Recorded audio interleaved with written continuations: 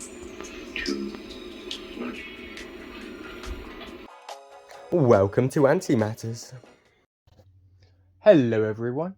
Really excited to bring you this episode on the Myrmica Rubras today. It's number 6 of their series. Well, I'm over the moon, they're waking up now. They had a mostly quiet winter apart from one thing that we'll get into in a moment. But it's Monday the 28th of February, about 4 months since they went to bed, and everything must seem right to get back to work. There's about 5,000 ants in here at the moment, so plenty left to wake up still. These first girls will make breakfast in bed for their sedate sisters though, and it sounds nice to me. They are adventurous little ants, the Rubras, and waste no time in getting into every nook and cranny they can. It makes them great to watch as they're always doing something. Mostly scouting for food. The Rubras are gorgeous to me though.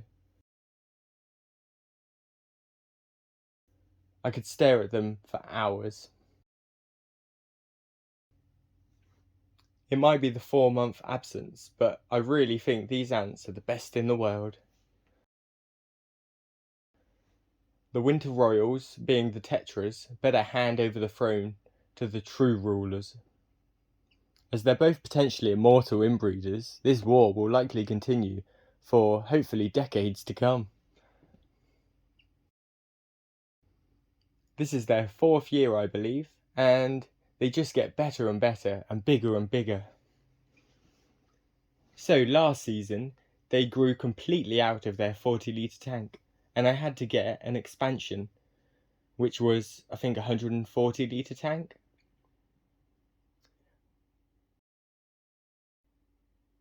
It meant it was pretty sterile to begin with though.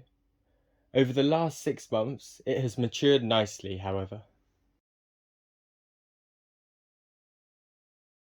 I got some nice beds of moss,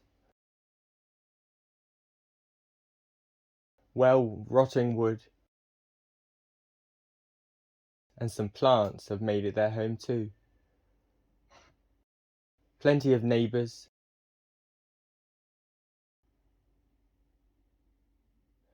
On the plant front, I had chia and a dandelion till now. But a fern has popped up now as well. It seems to be doing okay.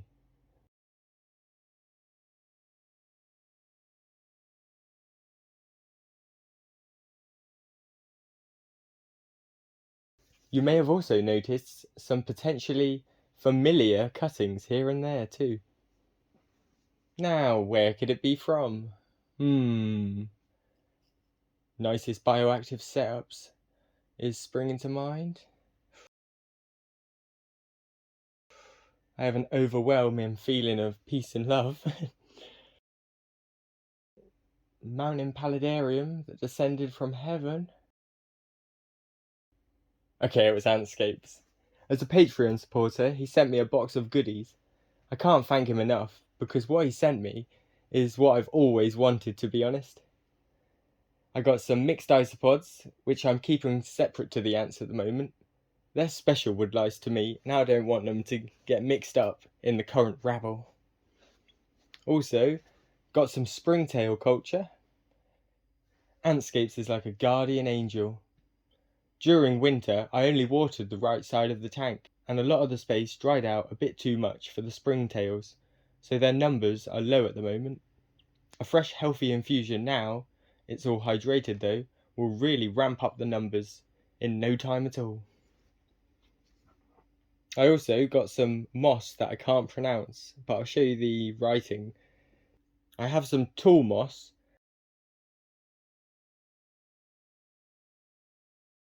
and this lethargic looking lump over here, but none of this type yet. I've set it down in the corner as I think a lot of the nest is here and it will keep humidity high below. I also put it on a rock a little bit so it's got something to eat if it eats rock. And it's also touching the wood, so if it decides it wants to eat the wood and spread up there, it can. You can never have too much greenery, I think. Again, I'm super grateful for your present, Antscapes. This is a great time to mention your new store, antscapes.co.uk. It's new, but the shelves are already filling up with all sorts of things. From isopods to branches, everything you need to create your own pocket of nature inside your house. There's going to be a lot more things being added in the near future too, including some real game changers, like substrate mixes for arid environments.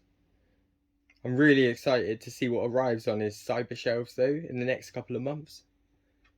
Antscapes.co.uk. Go there and have a look. I'm not associated with Antscapes at all. I can just see this shop's going to be a game changer. Back to the ants though. Everything's ticking over nicely. So, at the beginning I mentioned, only one thing happened during hibernation. Well, it was a huge addition and was extremely risky for my ants. So don't try it at home. If you are interested in knowing more, get in touch and I'll share methods for what I'm about to say. I merged my 2 Rubra tanks under special circumstances to allow them to join into a single colony. It's very tricky to get it right and you can't just throw them together or they'll rip each other to bits. They are now one though, and thankfully my precious Queen of Queens is still her remarkable old self. She's the greatest queen I've ever had, and probably the greatest queen that's ever lived, and long may she reign. So huge for a Rubra queen. Shame the others are shy, or I could compare her. She's brave as a lion though. She marches fearlessly without a care in the world. It was such a big relief to see that she's okay though. She is my most precious ant, and she's my favourite. I finally got some footage of the centipedes as well. Got this wee little tiddler. He was spotted eating some mealworm.